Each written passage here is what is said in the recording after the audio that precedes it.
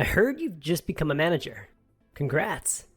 After you assign responsibilities to the people you're managing, what will you do next? You could micromanage your team and ensure they do a good job, but they'll probably hate you for it. Or you could be hands-off and let them work with minimal interference. But don't be surprised when you get back work that looks nothing like you expected. If you want high-quality work from your direct reports without micromanaging them, it's helpful to understand what authors Ken Blanchard and Spencer Johnson call the 3 secrets of the new one-minute manager. Understanding and implementing these 3 quick habits will ensure you get great results and ensure that your people actually like working with you. Secret number 1, 1-minute goals. If you don't give your people a clear goal to aim at, you're essentially blindfolding them and telling them to shoot an arrow at a target they can't see. A good manager takes the blindfold off and points at a target, but a great manager takes the blindfold off and lets his or her people pick the target and then adjust their distance from the target, so it feels like a challenging and fun game. In other words, great managers don't tell their people what their goals should be. They help their people set their own goals with the 1-minute goal setting process. Here's what a weekly 1-minute goal setting session might look like. Now note that this will take longer than a minute to complete initially, but once your people get familiar with the process, they will do the work up front, so future goal setting sessions will take just 1 minute of your time. Start by asking, what are you hoping to complete this week? Don't be afraid to stretch yourself. As they think of the different things they could do this week, ask, of those goals, what one could have the largest impact? Remind them of the 80-20 rule. If you have 5 goals, what one goal, if completed, would help the team more than all the other goals combined? As they think out loud and choose their most important goal, ask, can you clarify what exactly you plan to accomplish? Get them to explain the goal in as much detail as possible, and then say, now that you've clarified your most important goal, type out your goal with the steps you plan to take to accomplish your goal. Keep it to less than a page. Then after you've written out your goal, email it to me so I can review it and approve it. By getting your direct reports to write out their goals and share them with you, you force them to clarify their goals and ensure that you and your direct reports are on the same page. And you avoid the situation where you thought they understood what they needed to do, but were mistaken when you get back work that looks nothing like you expected.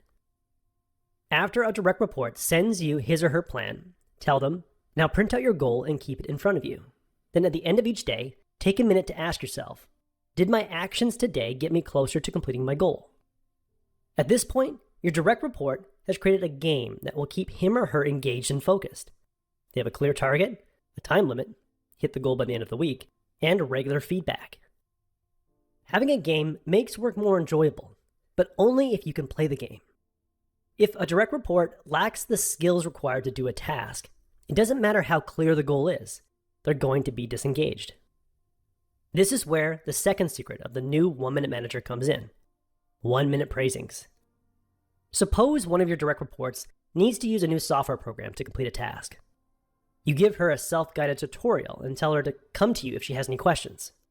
She doesn't return, so you assume that she's learning rapidly. But later you learn that she was stuck and frustrated, but didn't want to come to you with a stupid question, so she kept spinning her wheels. This is what you should have done. Ask your direct report to share her screen. Then watch her figure out the new software. If you sense that she's nervous, say, don't worry, I'm only watching to catch you doing something right.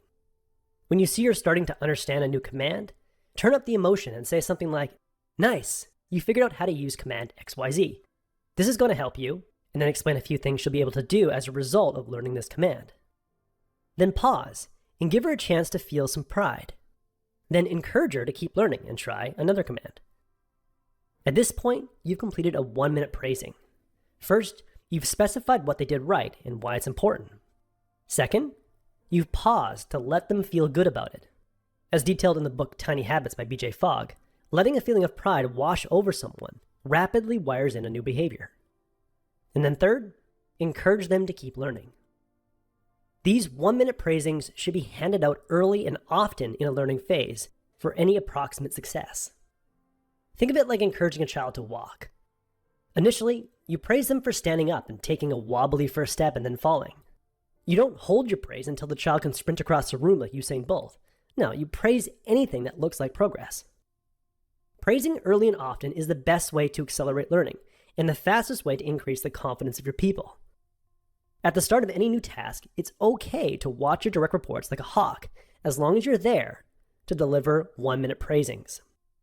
Then you must slowly back off the praisings and encourage your people to praise themselves each time they use what they've learned. Once you know a direct report knows how to do their job and hit their goal, but get lazy and miss their goal, it's time for a 1-minute redirect, the third secret of the new 1-minute manager. The authors in the book use the following sports analogy to illustrate the 1-minute redirect. It's the championship game, and a star basketball player is playing terribly. Unless he picks up his game, his team will lose. So the coach takes him off the court and tells the star player exactly what he's doing wrong. You're missing easy shots, you're not grabbing any rebounds, and you're loafing on defense. I'm angry at you because you don't look like you're even trying. Then the coach pauses for a long moment and says, "You're better than that. You need to sit on the bench until you're ready to play the way you're capable of playing." After what seemed like forever, the player stood up, went to the coach, and said, "I'm ready to go in, coach." "Okay, get back in there and show me what you can do," the coach said.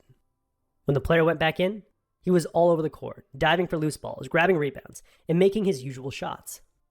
Thanks to his effort, the team improved their play, and they won the game. In that short story, the coach delivered a 1-minute redirect by first telling the player exactly what he was doing wrong, then telling the player how he felt about it, and then letting that disappointment and that emotional pain sink in, but then reminding the player he was better than his mistake. This 1-minute redirect sounds simple, but most managers fail to do it correctly. Most managers fail to catch mistakes quickly and point out exactly what someone's doing wrong. In many organizations, managers wait till the annual performance review to tell a direct report what they've done wrong and why they're getting a low rating. And some managers give critical feedback without personal reassurance. By failing to remind someone that they're better than their mistake, they leave that person feeling worthless and unmotivated. As a manager, you must always find a way to say, "You screwed up, but you're not a screw-up." Or, "You did something bad, but you're better than that." In the end, your success as a manager will come down to 3 simple habits, which are known as the 3 secrets of the new 1-minute manager. First, clarify goals with weekly 1-minute goal-setting sessions. Second, praise your people early and often in a learning phase with 1-minute praisings. And third, give quick and painful feedback, but then reaffirm your belief in your people by giving 1-minute redirects. When you consistently execute these 3 habits, the people you're managing will learn to clarify their goals, give themselves praise for progress, and correct their mistakes while maintaining their self-esteem. Your job is not to manage your people, but to get your people to manage themselves. As a 1-minute manager in the book says, no person ever really works for anyone else. Deep down, people like to work for themselves. That was the core message that I gathered from the new 1-Minute Manager by Ken Blanchard and Spencer Johnson. This is a classic management book that's actually really short and enjoyable to read. I highly recommend it. If you would like a 1-page PDF summary of insights that I gathered from this book, just click the link below and I'd be happy to email it to you. If you already subscribed to the free Productivity Game email newsletter, this PDF is sitting in your inbox. If you like this video, hit the like button and share it with a friend. And as always, thanks for watching and have yourself a productive week.